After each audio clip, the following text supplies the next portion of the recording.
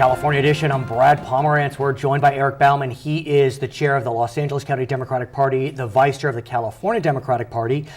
Must have been a confusing night for the Democrats in California. As a general proposition, a fairly good night for the Democratic Party in this state.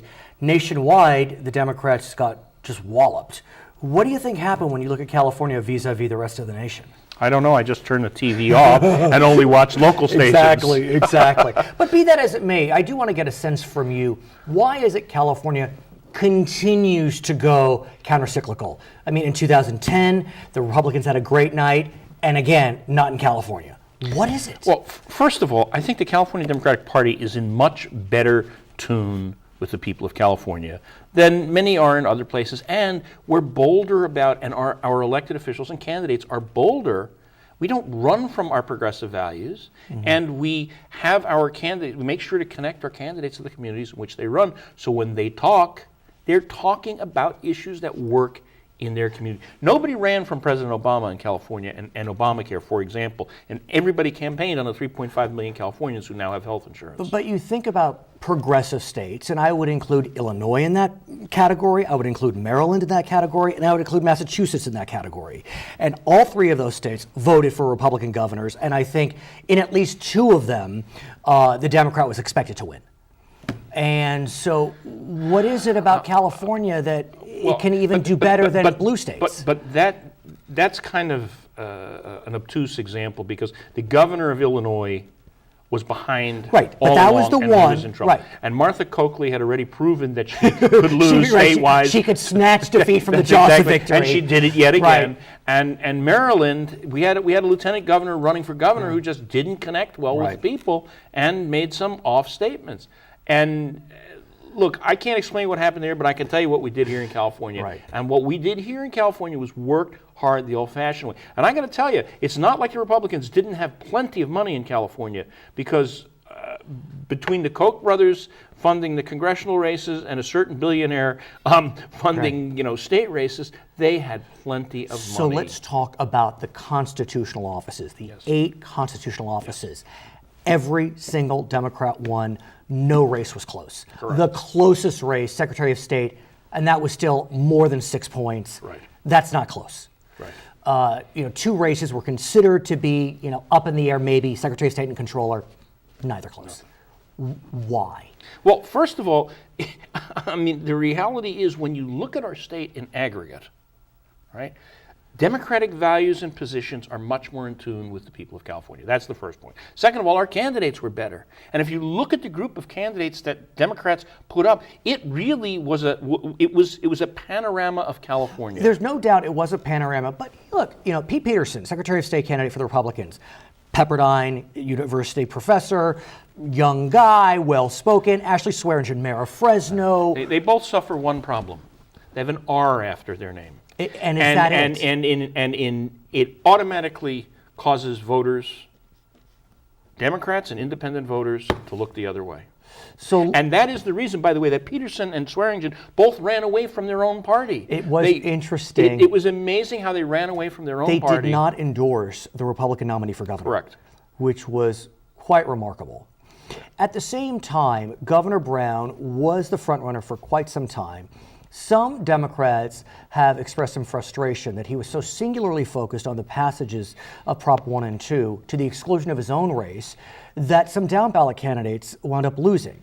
While it was a good night, generally speaking, for the Democrats in California, the California Assembly is going to see 3 less Democrats. The California Senate is going to see 2 less Democrats. The U.S. congressional delegation will probably see 1 less Democrat.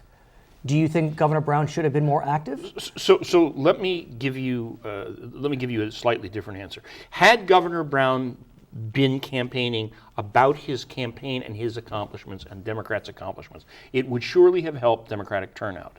But that said, every seat that we lost to the one was a seat that we snatched in 2012 in the surge of the presidential election.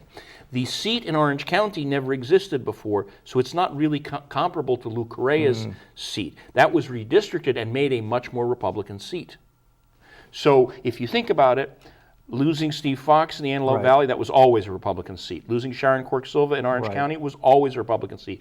And Al Marzouchi, that's probably the one surprising Closest. race of all, because not only is it a close Mm-hmm. match, slightly Democratic district, he's a terrific candidate. Right. And that is the only, What that is about, the one. what that- about in the Bay Area, the Buchanan seat that wound up going Republican? the Buchanan seat was about local politics. It was not about. It was about a very difficult primary election between Sobranty, who was the Democratic nominee, and his opponent in the primary, and that campaign, the negative spillover from that campaign had an impact on the general election. Now, on the congressional level, I have to say there were two seats that were heavily disputed. The Scott Peters seat in San Diego, the Julia Brownlee seat in Ventura County. They won, and I think to the surprise of many.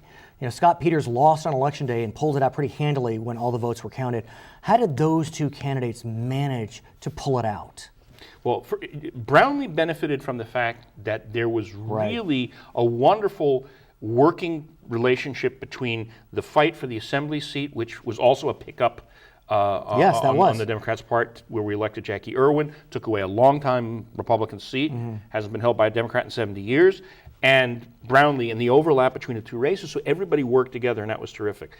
Scott Peters, look, he benefited by the fact that there was a lot of negativity that came out about his opponent. It came out late.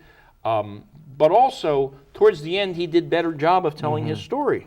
Every cycle, there seems to be at least one race which we'll call an ambush. No one saw this coming. I think in 2012, it was that Steve Fox seat in the Antelope Valley. No one expected Steve Fox, a Democrat, to pull it out. Or Sharon Quirk Silva. But that Fox seat, that was, I mean, he won the day before inauguration. No one saw that coming. If I were to argue that there was a surprise this cycle, it would be the apparent loss of Jim Costa, a Democrat in the Central Valley, a U.S. congressional member. That was on no one's radar. Well, first of all, let's start off with the fact that even 2 years ago, he lost on Election Day.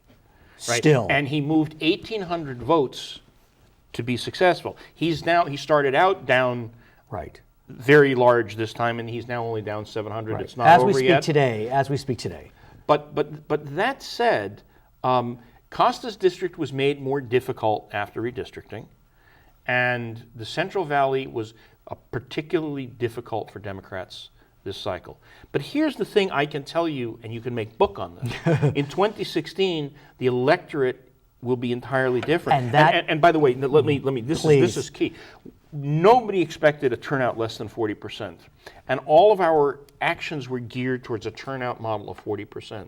When you have 30% turnout, I mean, that is amazing that we did as well as we did as Democrats. Because, as you know, the lower the voter turnout, the lower Democratic Which voter. begs the question, what is your party going to do to improve voter turnout? Because, like you said, it was calamitous in California, and we know the poor turnout nationwide caused losses in the state of Florida, Massachusetts, Maryland, Illinois, Iowa, Colorado. I can go on and on. Hillary Clinton at the top of the ticket will drive turnout back up in 2016. And you believe that Hillary Clinton will be the nominee. You believe she will run and she will be the nominee. I have high hopes. What about your friends on the Republican side? How do you see that race shaking out in 2016? Voodoo. They're going to use a Ouija board and try to figure out whether it's Ted Cruz or, Look, or Rand Paul. You're a pretty good prognosticator. We had some side bets, and you won and I lost. We won't say which races they were. But if you had to predict who the Republican nominee will be in 2016, Either Rand Paul or Jeb Bush.